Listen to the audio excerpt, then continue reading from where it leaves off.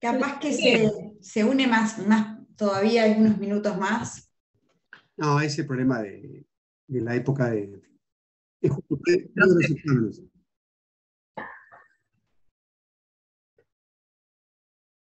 Claro.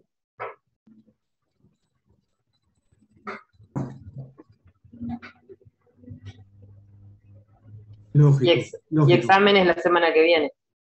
Exactamente. Y ahí dicen que También tienen parcial de obligaciones también. Claro, claro. Totalmente comprensible. A las 21 horas. Estamos todos estudiando obligaciones. Me parece bien que estén con materias importantes. Bueno, entonces vamos a hacer la clase corta porque esta es una clase de introducción al tema del derecho colectivo del trabajo.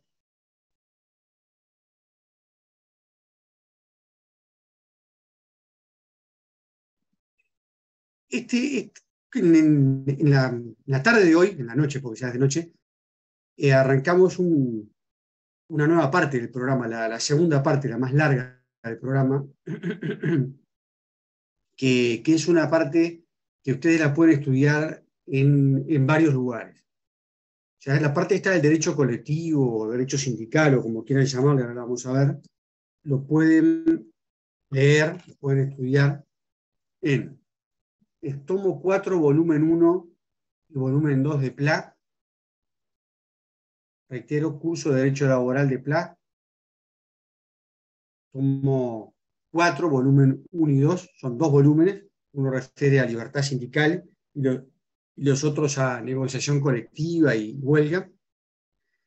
Y también lo pueden leer en el libro de Raso, el Derecho del Trabajo, en el tomo 4 de Raso.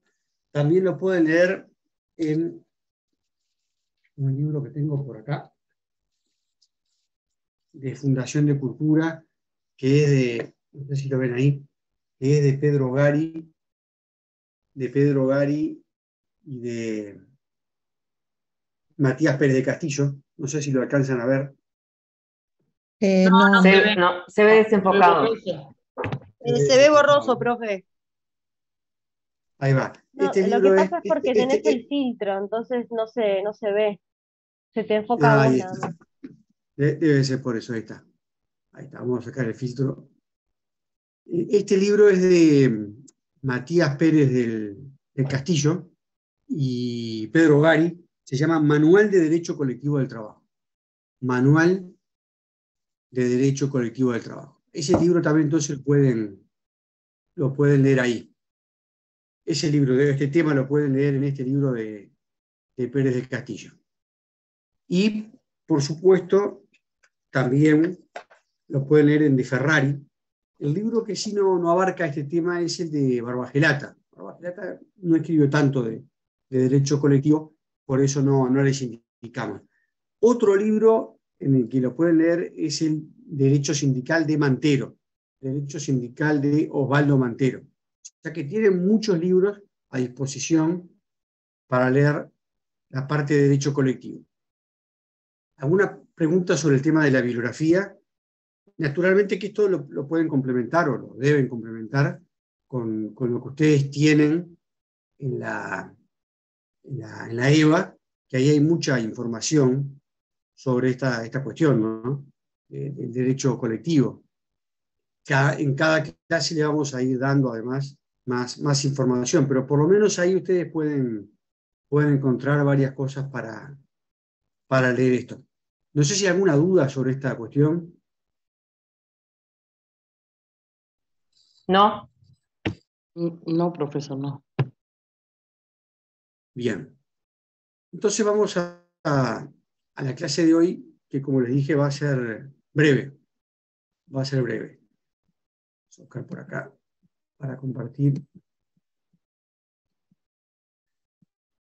Hoy yo les decía, empezamos el tema 3. Hoy empezamos el tema 2, perdón, la parte 2 del programa, que es la parte un poco más extensa, que refiere a las relaciones colectivas de trabajo. Nosotros ahí vamos a estudiar justamente la regulación, el régimen jurídico de lo que se llama las relaciones colectivas de trabajo. Como ustedes tienen ahí en la placa, y recordarán de la primera clase, dijimos que el derecho laboral tiene dos grandes áreas, o dos grandes regiones, o dos grandes partes.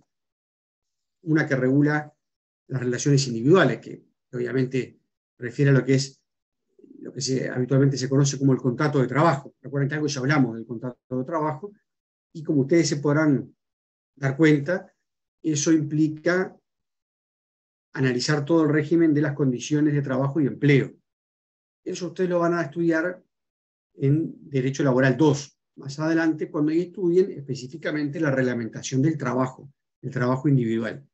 En esta parte nos vamos a concentrar, la parte del curso, en la otra región, o la otra parte, o la otra área del derecho del trabajo, que refiere a las relaciones colectivas del trabajo, que habitualmente se conoce como derecho sindical o derecho colectivo, que, como dice ahí en la placa, siguiendo a ese autor español, Palomeque, Carlos Palomeque lo que dice es que el derecho sindical, lo que ahí dice DS es derecho sindical, el derecho sindical está constituido por el conjunto de normas estatales y autónomas. Autónomas, como ya lo hemos mencionado en clases anteriores, refieren a los convenios colectivos, a los laudos de los consejos de salarios, y por supuesto también a las normas internacionales de la UTE, que ustedes ya conocen, ¿verdad? Y entonces ese entramado de normas estatales y extraestatales regulan las relaciones entre los sindicatos, las empresas, las cámaras empresariales y el Estado. O sea, acá no refiere a la relación individual, sino refiere a la relación con un sujeto colectivo, como es el sindicato, las organizaciones gremiales. Eso es un poco, entonces, de lo que vamos a estudiar de acá a prácticamente el resto, al final del curso. Como vamos a ver en unos minutos, eso que llamamos derecho sindical o derecho colectivo del trabajo tiene a su vez varias partes, o tiene varios puntos, o tiene varios institutos. La palabra tiene varios institutos que son muy importantes, como son el derecho de asociación, el derecho a la negociación colectiva y el derecho de huelga, como habitualmente se dice, tres grandes patas o tres grandes ángulos o tres grandes bases o pilares sobre los que se apoyan las relaciones colectivas. Las relaciones colectivas se construyen a partir del derecho a crearse, derecho a crear la organización, el derecho de asociación, el derecho, vamos a ver después, se llama la libertad sindical, el derecho a crear sindicatos. Esos sindicatos se crean para negociar, y para negociar normalmente los sindicatos requieren o utilizan mecanismos de presión.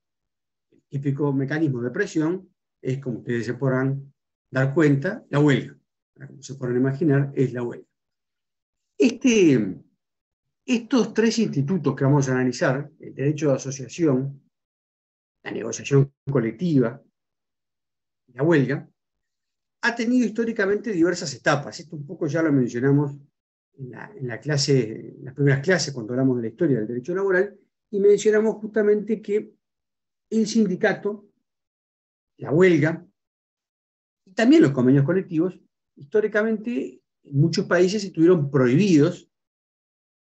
Posteriormente pasaron por un periodo, como dice ahí la placa, de tolerancia, luego un periodo de reconocimiento legal, y en algunos casos, vamos a ver ahora, como es la situación de la libertad sindical, o sea, del derecho de asociación y la negociación colectiva, como una cuarta etapa de promoción, de incentivo, o sea, de normas que tratan de facilitar que los sindicatos funcionen, que creen, y que además puedan negociar con las empresas y con el propio Estado las condiciones de trabajo de los funcionarios privados o de los funcionarios públicos. Porque en esta parte vamos a ver que, recuerdan cuando nosotros dijimos el derecho laboral no se aplica a los funcionarios públicos, eso en realidad, recuerda que yo siempre hacía la precisión y decía, bueno, eso es parcialmente cierto, en el sentido de que todo lo que es la reglamentación de las condiciones de empleo, de trabajo de los funcionarios públicos, están estatutos propios de cada organismo, ministerios, entes autónomos, servicios centralizados,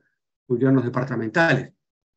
tiene estatutos propios, establecidos por ley, por reglamentos, por diversas normas dictadas por el Estado.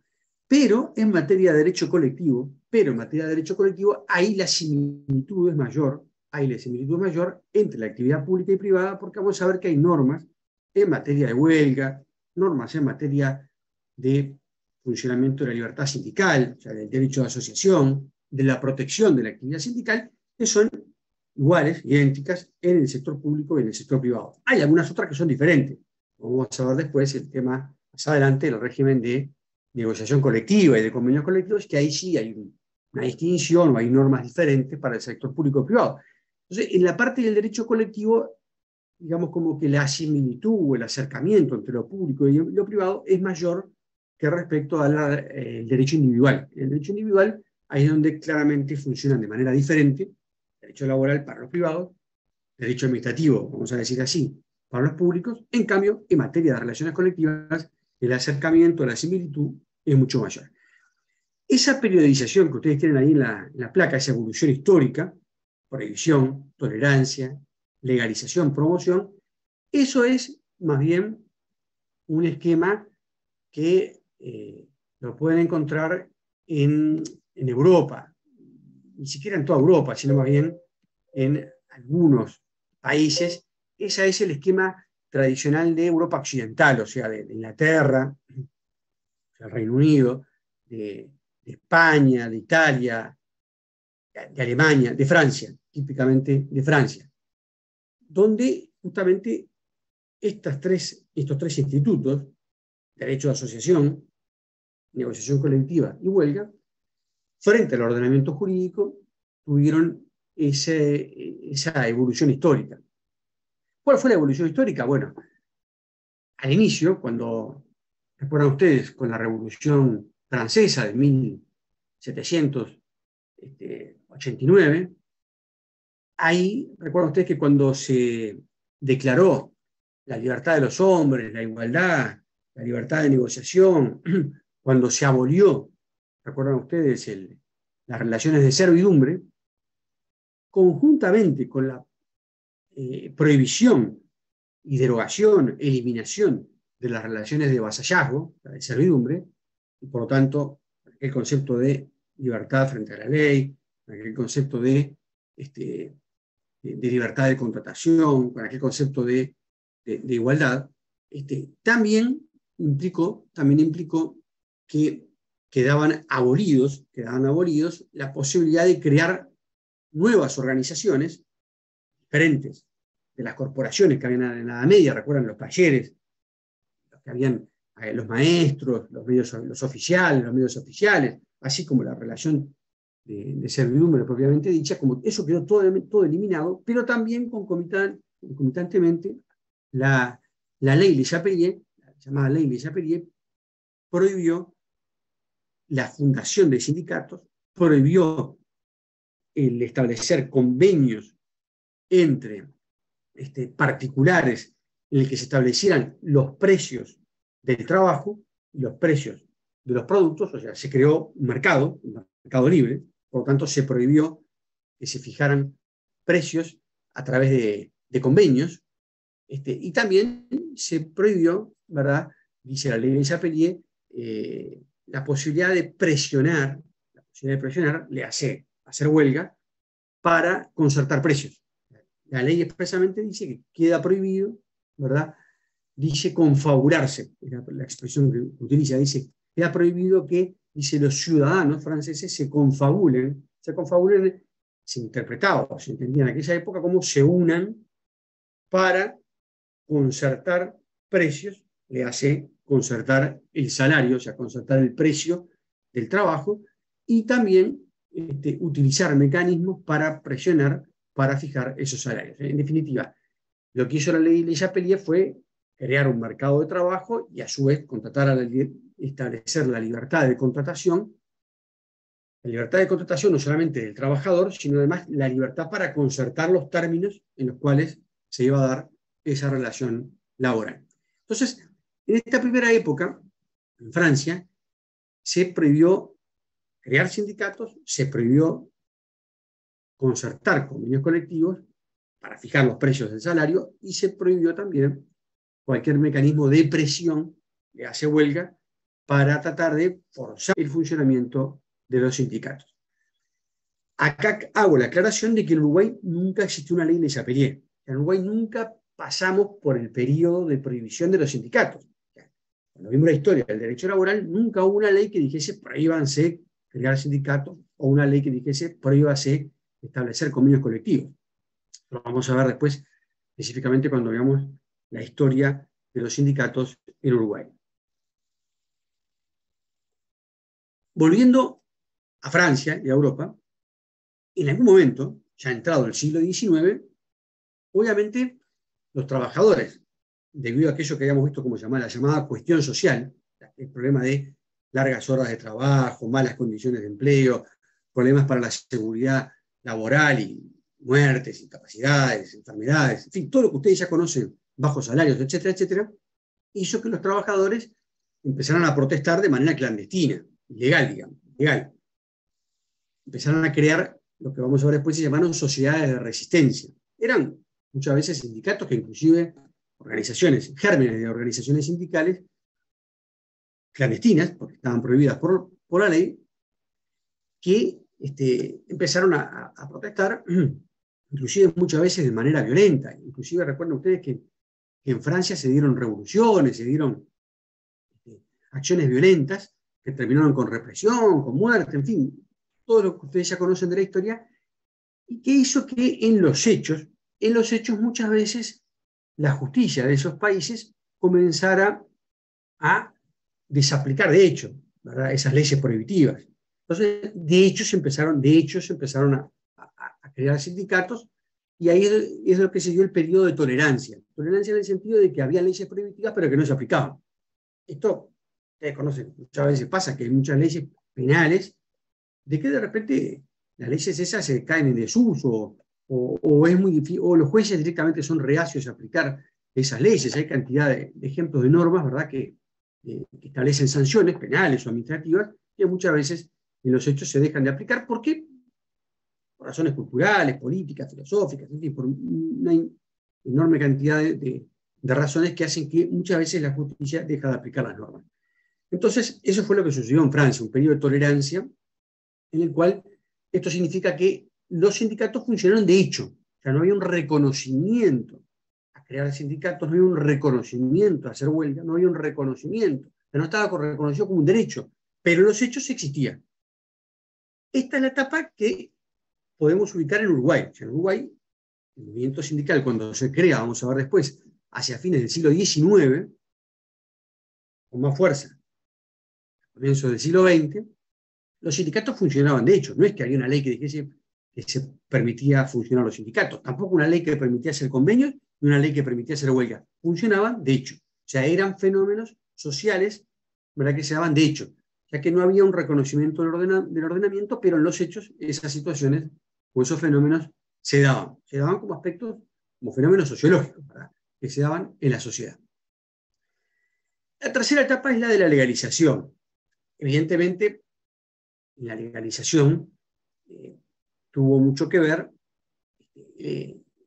la acción de muchos partidos políticos, que eran sobre todo, vamos a decir así, más cercanos a los sindicatos, y que, por lo tanto, en los parlamentos de cada país empezaron a promover la aprobación de leyes para reconocer estos derechos. También aparece, por supuesto, la acción de la OIT cuando se crea en 1919, ¿verdad? Y la OIT, obviamente, en la propia constitución de la OIT aparece la idea del reconocimiento de la libertad sindical. Y también en las constituciones, recuerdan ustedes que la constitución de Querétaro, de México, de 1917, y luego la de Weimar, de Alemania, de 1919, aparece el reconocimiento del derecho sindical, o sea, el derecho a crear organizaciones, o sea, lo que llamamos hoy día los derechos sociales, colectivos. Esos derechos aparecen ya muy tempranamente a comienzos del siglo XIX. En esto hay muchas explicaciones históricas, o más bien políticas, sociológicas. Algunos dicen, bueno, no, todo esto se reconoció como una forma de tratar de mantener el sistema capitalista, porque si no se reconocía ese tipo de mecanismos, ese tipo de instrumentos hacia los trabajadores, bueno, era probable que hubiese un estallido social. Y no recuerdan ustedes que además en 1917 se da la Revolución Rusa. Y ahí se crean, recuerdan ustedes, el Partido Comunista en Rusia, con Lenin a la cabeza, logra la revolución. Entonces, seguramente parte de esa explicación en cuanto a que el reconocimiento en los países occidentales y luego en el resto de los países del mundo, sobre todo los países con sistema capitalista, comenzaron a reconocer estas libertades como una forma de lo que Sartre señalaba como un pacto entre el capital y el trabajo, lo que Elio Sartre le llamaba el pacto social entre el capital y el trabajo. Decía, en la Constitución reconoce por un lado el derecho de propiedad y la libertad de empresa, y concomitantemente reconoce el derecho de huelga, el derecho de sindicación y el derecho a negociar colectivamente. Entonces, ahí, decía Sartre en sus clases, Elio Sartre decía, bueno, ahí quedan constitucionalizadas, decía, las libertades y las armas, lo llamamos así, las armas, lo figurado, ¿verdad? Las armas de los dos grandes sectores sociales, de la burguesía por un lado y del sector trabajador por el otro. Reitero, la libertad de empresa y la propiedad por un lado, y el derecho de sindicación, de asociación, el derecho de negociación colectiva y el derecho de huelga. Entonces, en la mayor parte del mundo, en la primera mitad del siglo XX, las constituciones y las leyes, los códigos, empiezan a reconocer ya el fenómeno sindical. Reconocer el fenómeno sindical significa no solamente permitir que funcione, sino declararlo como un derecho. O sea, como que los trabajadores tienen un derecho, se les confiere un derecho a crear sindicatos, un derecho a negociar y un derecho a hacer huelga. Esto también vamos a ver después qué pasa a nivel de la OIT, que bastante tempranamente, digamos, del siglo pasado, ¿verdad? En la década del 40, ya, después de al finalizar la Segunda Guerra Mundial, la OIT sanciona, aprueba convenios importantes en materia de derecho de sindicación. El más importante, vamos a ver ustedes, que es el convenio más importante de la OIT, es el convenio 87. Convenio 87 del año 1949, que establece a nivel internacional el derecho a crear sindicatos, fundar sindicatos y el derecho a negociar colectivamente. Esto después va a seguir parte de la OIT en una actividad legislativa que va a dictar otros convenios en materia de negociación colectiva y convenios de protección sindical, como es el caso del convenio 98, el convenio 135, cosas de las que vamos a hablar más adelante. Por ahora quédense con la idea de que entonces este no es solamente un fenómeno nacional, local, leyes y constituciones, sino a nivel internacional también la OIT reconoce los derechos colectivos, o sea, los derechos de los trabajadores actuando colectivamente, la negociación colectiva, la huelga, etc. Y también a nivel de las Naciones Unidas, ¿verdad? El Pacto Internacional de Derechos Económicos, Sociales y Culturales del año 66, algunos años después, va a reconocer estos mismos derechos y va a pasar después en cada una de las regiones del mundo, ¿verdad? Como es el caso de la UEA, el caso de los países africanos, en fin, en todas las regiones del mundo van a haber normas internacionales, convenios, tratados, declaraciones que van a ir reconociendo estos derechos colectivos. Entonces ahí, en la segunda mitad del siglo pasado, nos acercamos a la cuarta etapa, que es la llamada etapa de promoción. Federico. Sí, solo iba a hacer un comentario, que el surgimiento del derecho colectivo se dio en medio de una gran transformación de derecho que fue muy significativa, porque se pasó de considerar ciertos hechos como delitos, como sucedió con la ley del Chapelier, que como dijimos prohibía la libertad de asociación, y se pasó a considerar esos mismos hechos como la huelga o la sindicalización, se los consideró derechos humanos fundamentales, como que se dio un giro de 180 grados. Perfecto, perfecto. Exactamente como dice Federico, lo interesante de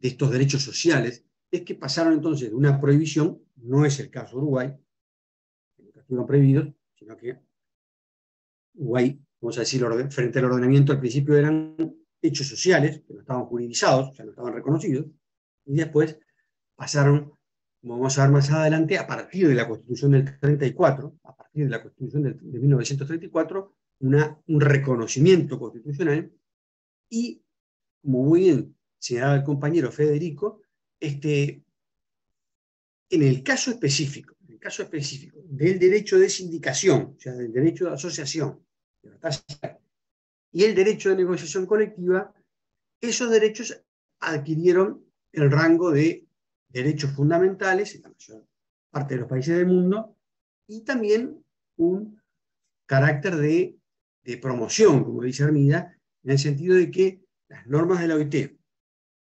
y las constituciones de muchos países no solamente los consagran como libertades, como derechos colectivos, como libertades y como derechos colectivos, sino que además le dan un rango jerárquico muy importante y ordena muchas veces la promoción y la protección de esos derechos. La promoción y la protección.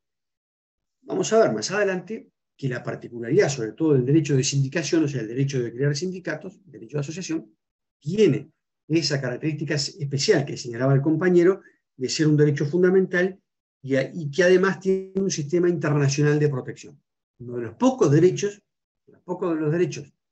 humanos que además cuenta con un sistema especial de protección a nivel internacional, como vamos a ver más adelante, que es a través de la posibilidad de elevar quejas o denuncias al Comité de Libertad Sindical. La posibilidad de elevar quejas o denuncias al Comité de Libertad Sindical. O sea, por eso, como decíamos, la jerarquización, la trascendencia que tiene ese derecho y la etapa que Hermida llama etapa de promoción.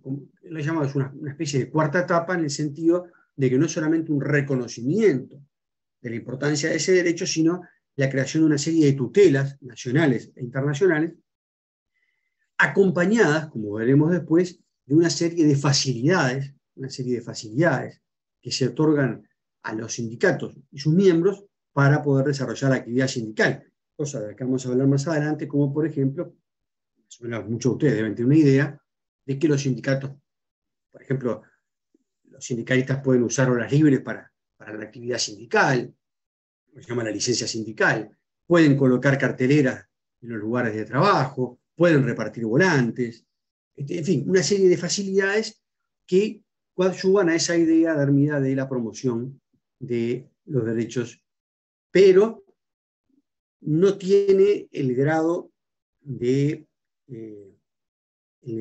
digamos, de promoción o de incentivo que tiene el derecho a asociación y también la negociación colectiva.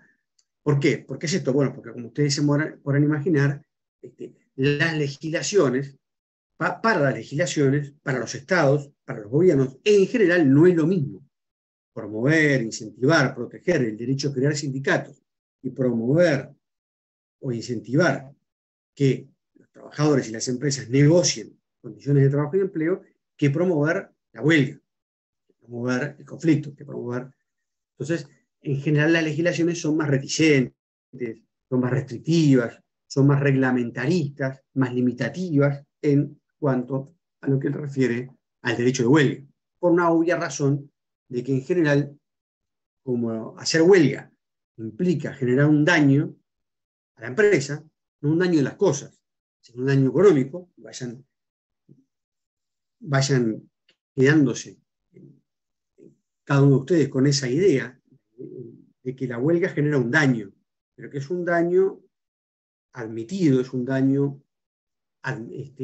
amparado, es un daño aceptado por el ordenamiento, entendiendo por daño el daño económico, entendiendo por huelga el que cuando uno no va a trabajar, uno pierde el salario y a su vez la empresa, al distorsionarse el trabajo, pierde de vender, pierde de abrir el local, puede perder a veces clientes, a veces, en fin, puede...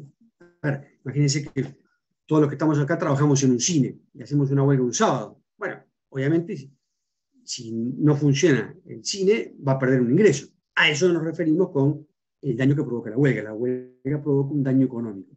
Y ese daño económico no es un daño económico resarcible. O sea, la empresa no va a poder reclamarle al sindicato, no, mire, le vengo a reclamar de que perdí de venderle las entradas para el cine y por lo tanto usted me va a tener que devolver esa plata. Porque ese es un daño, en eso consiste la huelga.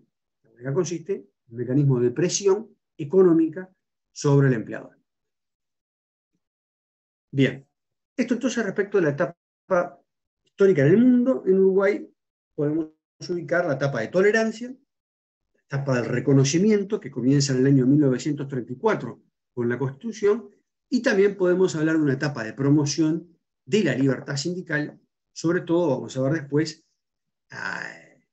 en el presente siglo, ¿verdad? En el presente siglo, cuando fundamentalmente del 2005 a la fecha, o sea, no hace tanto, en los últimos 20 años, digamos 15 años, donde han habido muchas normas de promoción y de protección de la actividad sindical. En los últimos años, fundamentalmente, han habido muchas normas de promoción y protección de la actividad sindical. ¿Alguna duda hasta ahora? ¿Algún comentario?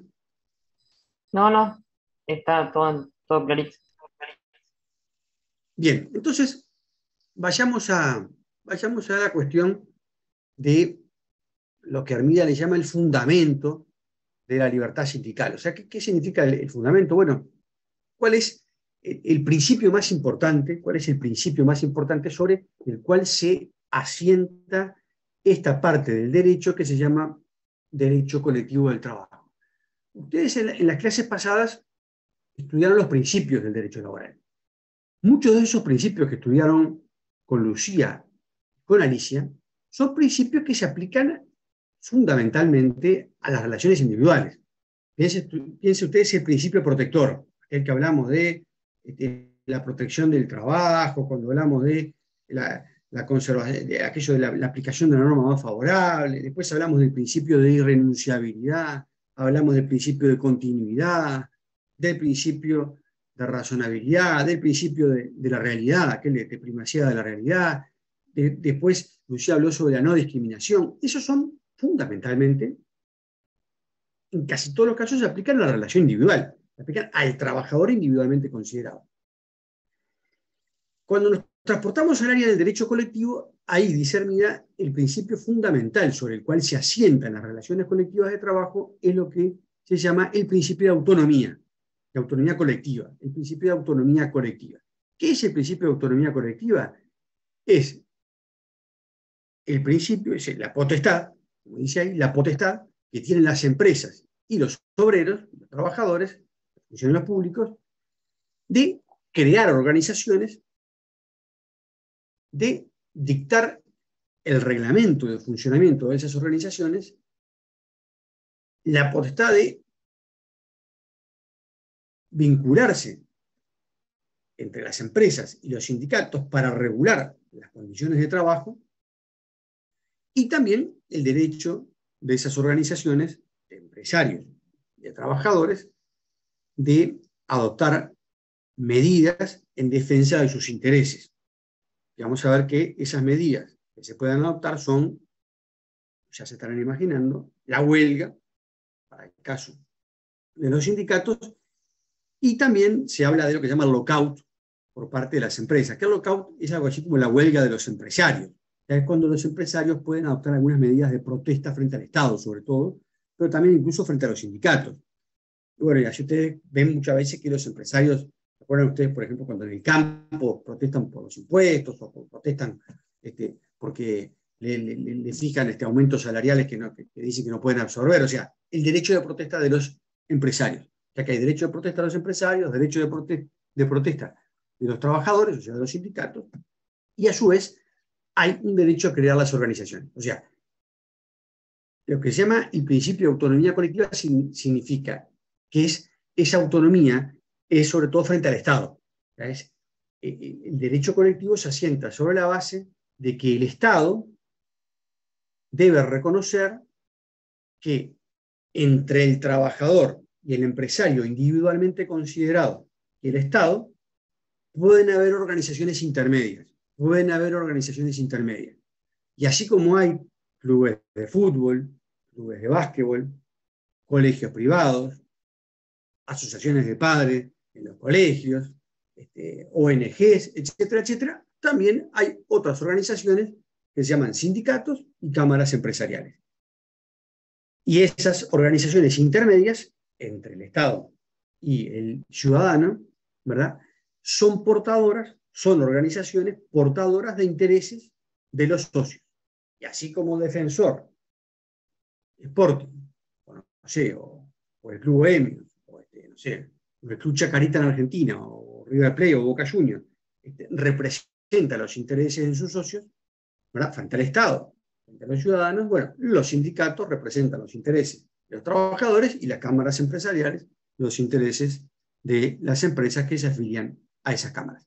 Entonces, este concepto de autonomía colectiva a lo que se refiere es a que el Estado, en los sistemas democráticos, los países democráticos, los sistemas democráticos, las constituciones, los ordenamientos reconocen eso que se llama autonomía colectiva, que es el derecho de los trabajadores y de los empresarios de crear organizaciones que defiendan sus intereses, ¿verdad? Organizaciones que defiendan sus intereses. Ahora vamos a hablar, dentro de algunos minutos, un poco más sobre ese concepto de autonomía colectiva. Pero antes de seguir con ese tema, quiero ir brevemente a un tema que plantea Pla en el tomo 4, volumen 1, que es el tema de la denominación, a los efectos de ya disipar esa cuestión y que quede claro de que esta parte de la disciplina que vamos a estudiar puede llamarse de diversas maneras y que son todos términos intercambiables. ¿Recuerdan cuando vimos la discusión en la primera clase sobre si llamarle derecho del trabajo o derecho laboral? Y dijimos, bueno, es lo mismo. Al menos en nuestro país no se discute, es lo mismo. Bueno, en materia justamente de esta parte de las relaciones colectivas de trabajo, es lo mismo llamarle derecho sindical, a llamarle derecho colectivo del trabajo, o a llamarle derecho de las relaciones colectivas de trabajo. Claro, Rodríguez menciona en el libro que en general no se utiliza la expresión derecho de las relaciones colectivas de trabajo, que sería conceptualmente, teóricamente, digamos, lo más acertado, porque estaría con esa denominación describiendo claramente cuál es el objeto. Si yo a ustedes les digo derecho de las relaciones colectivas de trabajo, ustedes dicen, es el área del derecho que implica el estudio de las relaciones colectivas de trabajo. Yo a ustedes les digo derecho sindical, seguramente muchos de ustedes pensarían, en realidad es el estudio de los sindicatos. El derecho sindical es el estudio de los sindicatos. Cuando en realidad, en esta parte que vamos a ver, no solamente vamos a estudiar los sindicatos, sino también las cámaras empresariales. Pero en buena parte del mundo se le llama derecho sindical porque, obviamente, así como en la relación de trabajo, el protagonista es el trabajador y no el empresario, o sea, el sujeto de la protección y el sujeto sobre el que más las normas se circunscriben o las normas se destinan o dirigen fundamentalmente hacia el trabajador. Bueno, en esta parte de la disciplina, las normas, más que referirse o regular a las cámaras empresariales, regulan a los sindicatos de trabajadores, o sea, las organizaciones gremiales o organizaciones de trabajadores. Entonces, es por esa razón que en muchos países se utiliza la expresión derecho sindical, entendiendo que en ese concepto engloba no solamente el estudio de los sindicatos, sino también las cámaras empresariales. En otros países se utiliza entonces de manera intercambiable, de manera como sinónimo, derecho sindical o derecho colectivo del trabajo. Ustedes pueden utilizar cualquiera de esas expresiones. Esta parte entonces que vamos a estudiar a partir del día de hoy, como dice Pla, tiene algunas características y las paso a reseñar. La primera característica que dice Pla es que en esta parte vamos a estudiar sujetos que son básicamente colectivos. Sujetos que son básicamente colectivos. Mientras ustedes en derecho individual estudian al trabajador y a la empresa, al empleador, acá se estudia básicamente relaciones que son de carácter colectivo, con la particularidad de lo que Hermida señalaba como que la esencialidad del sujeto colectivo, la esencialidad del sujeto colectivo se da más que nada al lado de los trabajadores. Más que nada, no, necesariamente al lado de los trabajadores. Para que estemos hablando de que hay una relación colectiva de trabajo, se requiere necesariamente que exista un sujeto colectivo, una entidad colectiva desde el lado de los trabajadores. Que haya un sindicato del lado de los trabajadores, que haya una organización gremial del lado de los trabajadores. O sea, no puede haber una relación colectiva de trabajo con un trabajador. Esa es una relación individual de trabajo. En cambio, puede existir relación colectiva de trabajo con una sola empresa. Esto es lo que sucede cuando, por ejemplo, hay una negociación colectiva a nivel de empresa. Por ejemplo, en un banco. Dice que hay una negociación colectiva entre AEU, que es el sindicato de los bancarios, con el banco, por ejemplo, Santander. Bueno, ahí el sujeto colectivo no es el banco, Santander, que es una empresa, sino que el sujeto colectivo es AEU, los trabajadores. A veces hay relaciones que son colectivas de los dos lados. ¿Por qué? Porque a veces la relación no es entre el banco y el sindicato, sino entre el sindicato y la Cámara de Bancos o la Asociación de Bancos. O, por ejemplo, es la Cámara de Transporte, o es con la Cámara Logística, o es con la Cámara de Comercio, o es con la Cámara de Industria. O sea que muchas veces, o con la Asociación Rural, o con la Federación Rural. O sea, a veces la relación es entre sindicatos y cámaras empresariales. Pero, necesariamente, para que hablemos de una relación colectiva, tiene que haber colectividad al lado de los trabajadores, pero no necesariamente al lado de la empresa. No necesariamente al lado de la empresa. Entonces, lo que dice Pla es que las relaciones colectivas de trabajo requieren necesariamente que haya un sujeto colectivo del lado de los trabajadores. Y acá hay que hacer una precisión. Vamos a profundizar más adelante, pero que vayan quedándose con la idea de que no puede haber una relación colectiva de trabajo en la que el sujeto trabajador no esté representado como regla a través de un sindicato, o sea, a través de una organización gremial, de un gremio, de una entidad colectiva que tenga la estructura de un sindicato. ¿A qué me refiero con esto? A que no es una relación colectiva si el empresario simplemente lo que negocia es con 2, 3 o 4 trabajadores que no forman un sindicato.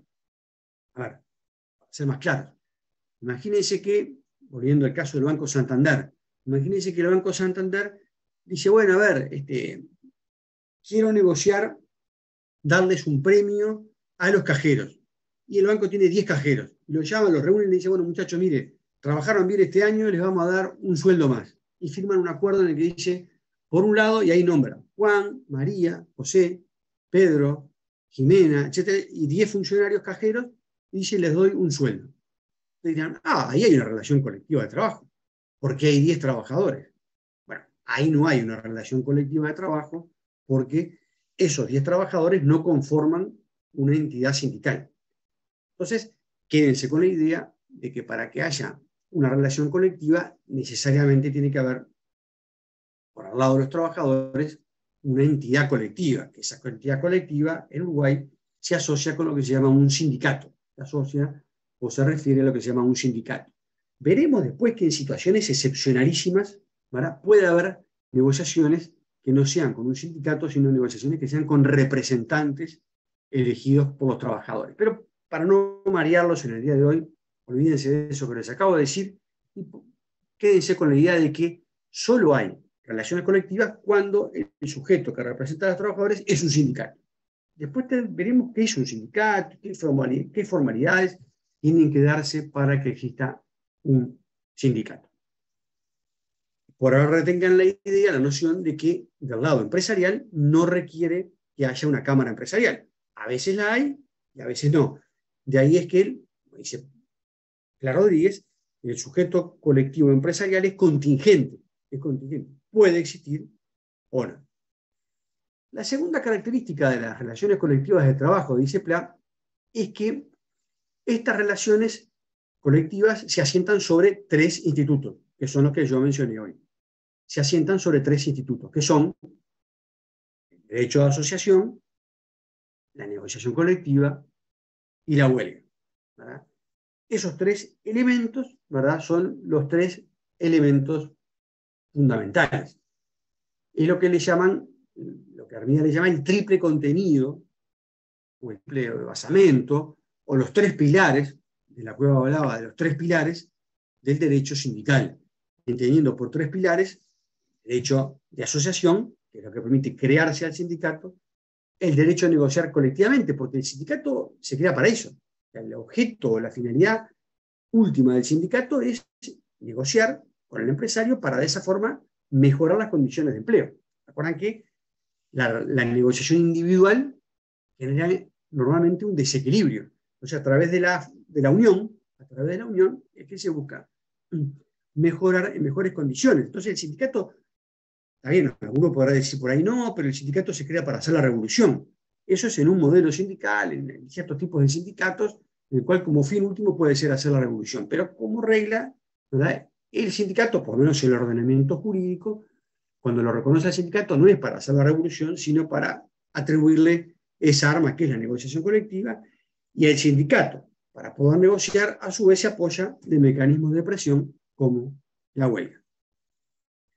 Entonces, y ahí paso al siguiente elemento. El ordenamiento le reconoce al sindicato medios de presión, instrumentos de presión, ¿verdad?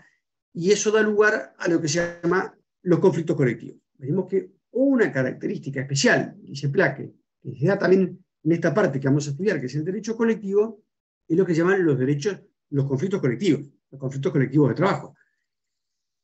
En el derecho individual de trabajo, ustedes van a estudiar después, oral 2, los conflictos individuales.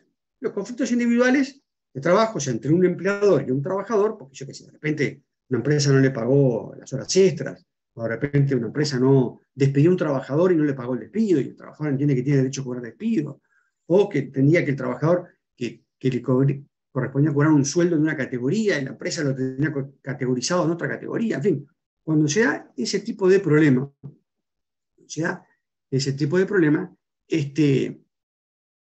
ahí se genera lo que se llama un conflicto individual de trabajo.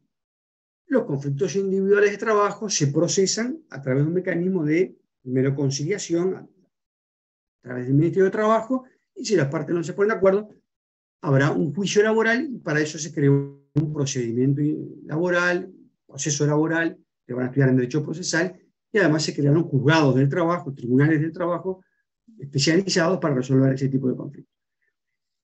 Bien, en esta parte que estamos estudiando, hay otro tipo de conflictos, que son conflictos colectivos. ¿Por qué son colectivos? Porque involucran a un sujeto colectivo, el sindicato. Vamos a ver después entonces que en esta parte del derecho, el derecho del trabajo, vamos a estudiar conflictos colectivos del trabajo, y vamos a ver los mecanismos de prevención y de solución de conflictos que son diferentes a los mecanismos de prevención y solución del derecho individual. ¿Verdad? Vamos a ver que los conflictos colectivos no se resuelven entre los jueces, sino que se resuelven por una manera diferente. ¿Recuerden? Se resuelven a través de mecanismos diferentes. ¿Por qué? Porque son conflictos diferentes. O sea que acá estamos hablando, dice Pla, de otra característica, que es la aparición de conflictos colectivos, que tienen naturaleza y características diferentes a los conflictos individuales.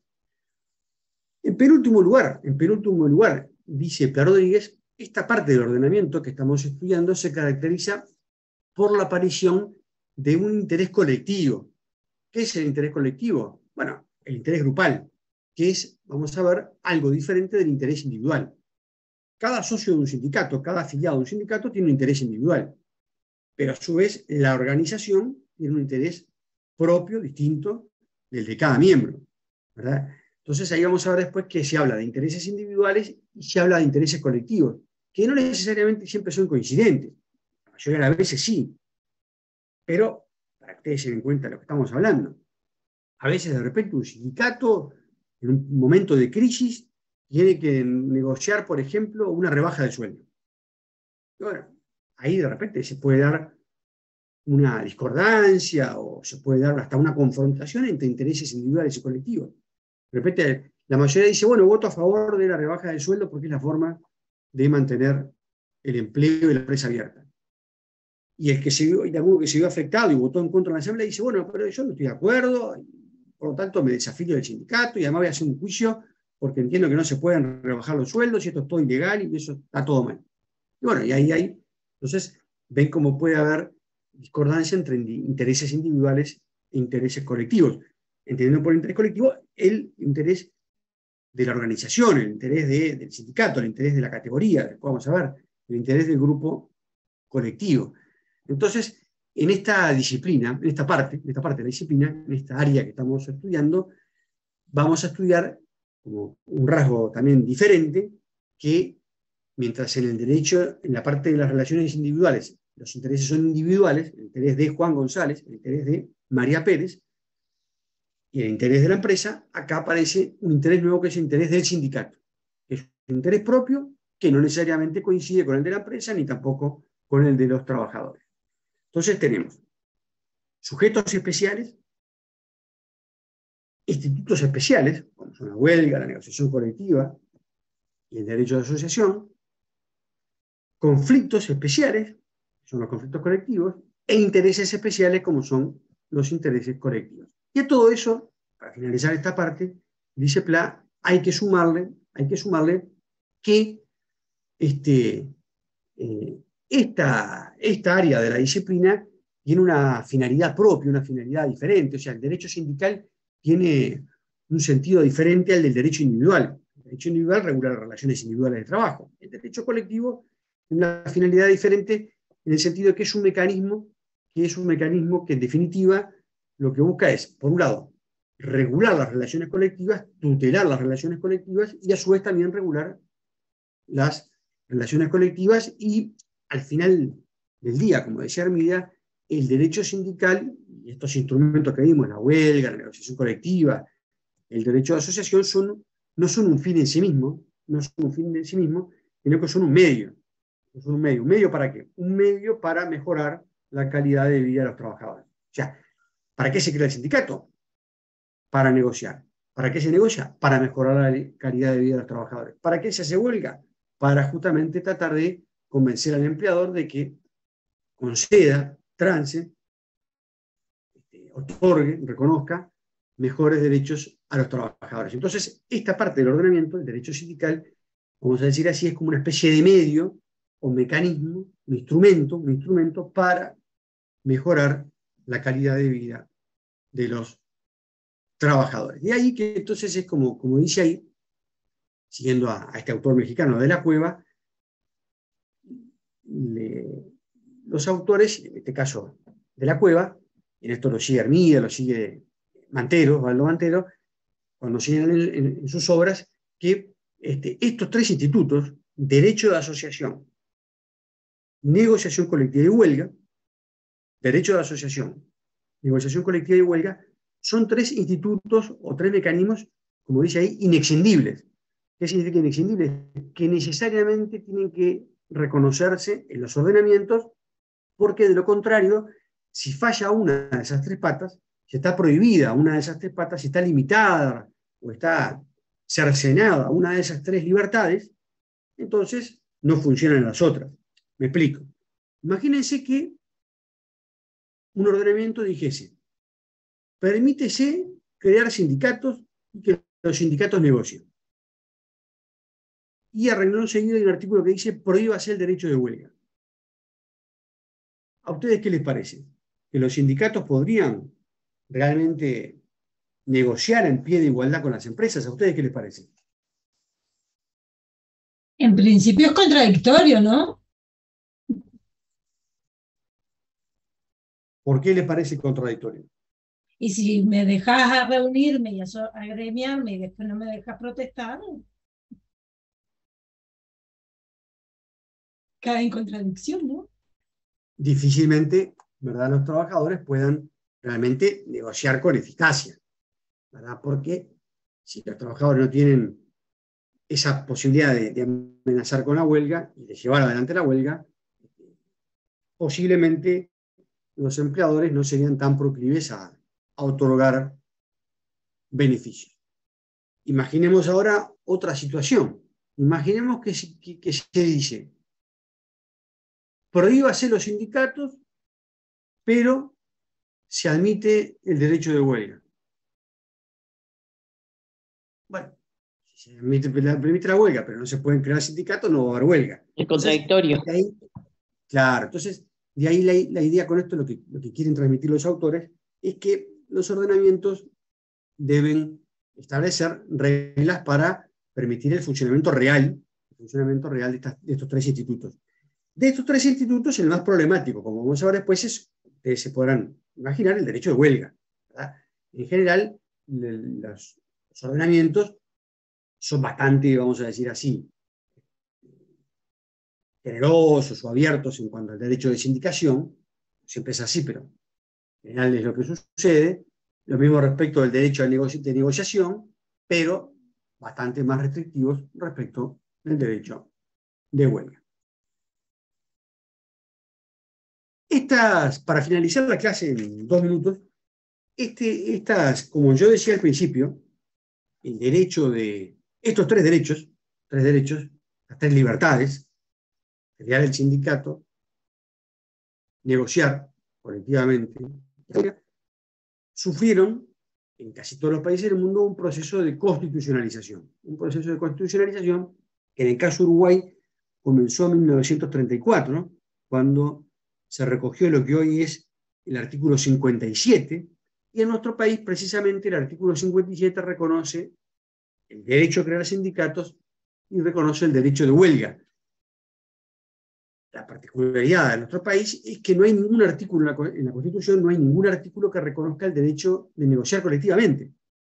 Pero los autores, desde hace muchos años, hace muchísimas décadas, han reconocido o han dicho o han interpretado de que se infiere, de que está implícito el derecho a negociar colectivamente. Por esa idea que yo les decía hoy, de que si se reconoce al sindicato y se le reconoce que puede hacer huelga, bueno, la huelga obviamente es un mecanismo de apoyo a la negociación colectiva, y a su vez el sindicato se crea para negociar. Entonces no tendría sentido decir que la Constitución reconoce el derecho de asociación, el derecho de huelga, pero no reconoce el derecho a negociar colectivamente. Entonces, aunque no esté a texto expreso, en blanco y negro en la Constitución, los autores señalan entonces que debe ser leído en el sentido de que está reconocido como una libertad, como un derecho, el de negociar colectivamente, lo que implica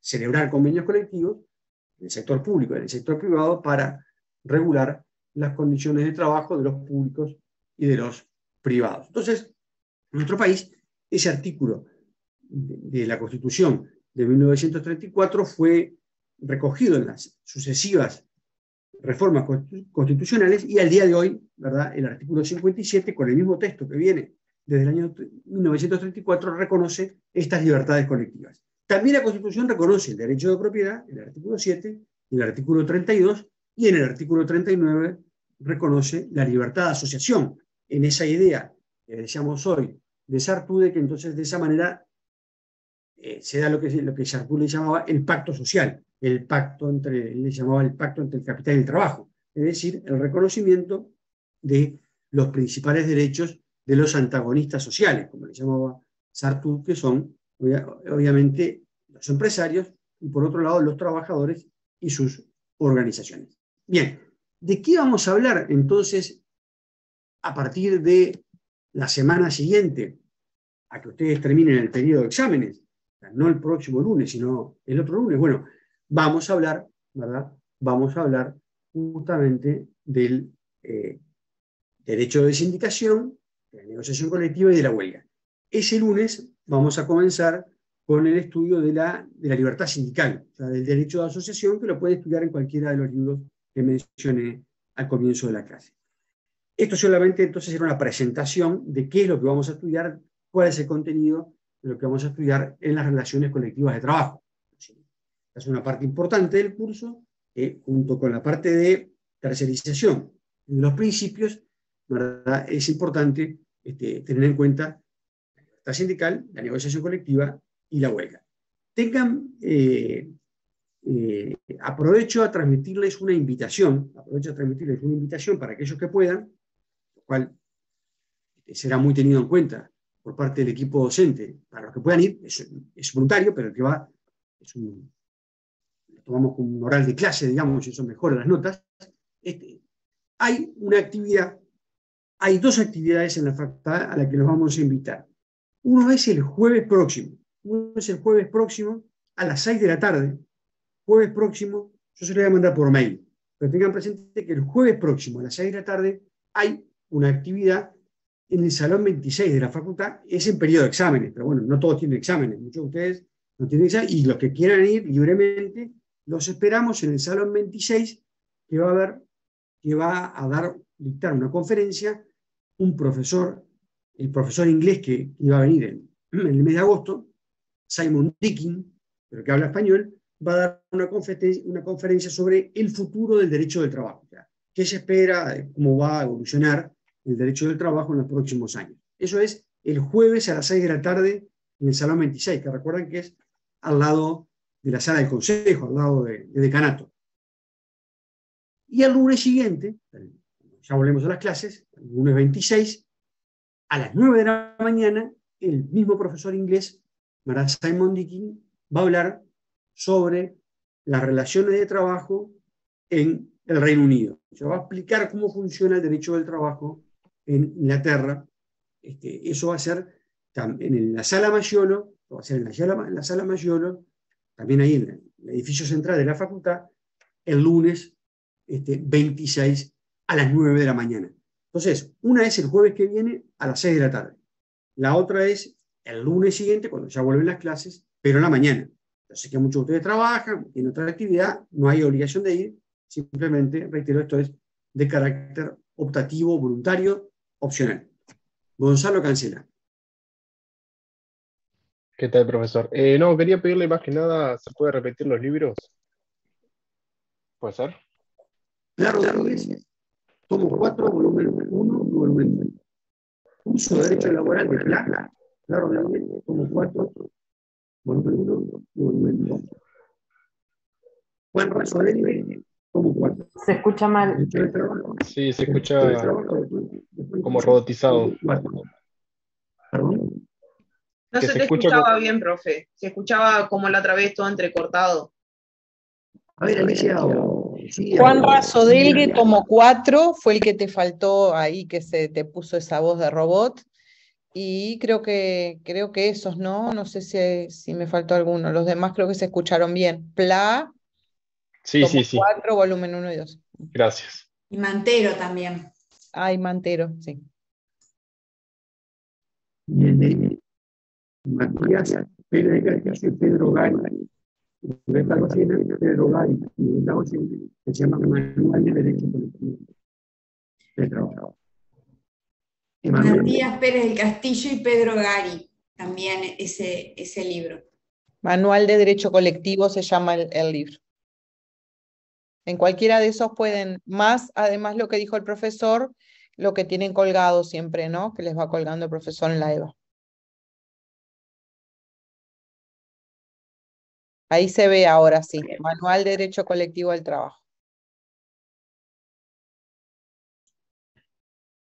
Manuel. Para hacer una aclaración nomás, profe, usted dijo que el lunes 26 vuelven las clases, pero el lunes 26 hay periodo de examen. Hasta el lunes 26 va. Gracias, Emanuel. Profesor, digo, los que somos... Gracias, Emanuel. Profesor, lo que digo, no hay forma de, lo que somos del interior, por ejemplo, de poder haber alguna chance de Zoom o algo así, digo, para poder tener la posibilidad de escuchar a este profesor. Yo creo que sí, no vi el correo electrónico de la facultad que circuló. Gracias, profesor, yo me tengo que retirar. Creo que hablaba de YouTube, creo que decía por el YouTube de la facultad. Creo que seguro. Bien. Bueno, eso es importante. Creo, por las dudas, fíjense en la página de la facultad. Creo que por YouTube lo pueden ver. Bueno, muchas gracias. Muchas gracias. Profesor, ¿nos tenemos que inscribir? No. Pero va a estar Lucía, Alicia, Cecilia. Profe, se le estoy escuchando mal, disculpe. No hay que inscribirse y probablemente vaya a estar también para la gente del interior en YouTube de facultad. Muchas gracias. Traductora. Muchas gracias a todos. Buenas noches. Muchas gracias. Gracias, Buenas noches y buen fin de semana. Chao, profesor. Igualmente.